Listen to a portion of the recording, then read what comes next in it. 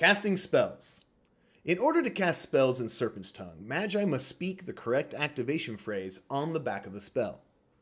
Players may not look at the back of their spells once a match begins. In order to cast a spell, pull it out of your codex, hold it up towards your opponent, and speak the phrase. If you are successful, they will say Alum, which means success in the language of Serpent's Tongue, then place the spell in its target zone. If you are unsuccessful, they will say Kotuk. The spell is put back into your codex unprepared, and you cannot cast a spell with the same title again this round. You lose 1 harmony, and all players at the table gain 1 resonance, even your allies. To help you cast spells, each spell has a language section. On lower level spells, this includes a glyph.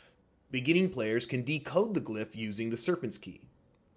Level 1 glyphs only require the caster to speak the names of the letters identified by the glyph.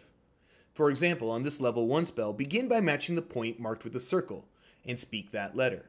Then the next point, and finally the point marked by the end line. Level 2 glyphs get more difficult.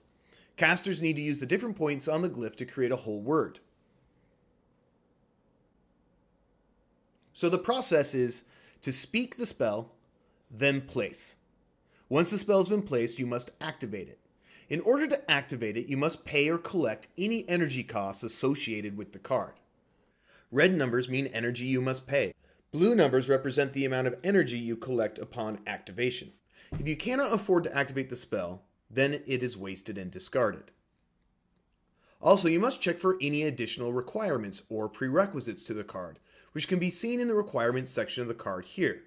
For example, Death Touch requires that the caster be in Dark Chi form in order to be able to activate this spell.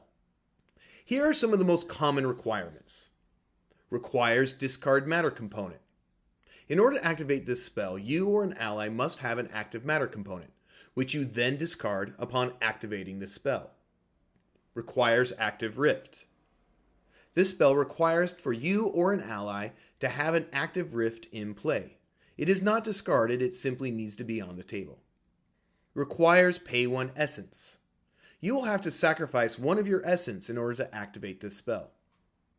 Once the requirements have been met, the spell activates and then immediately impacts its effect.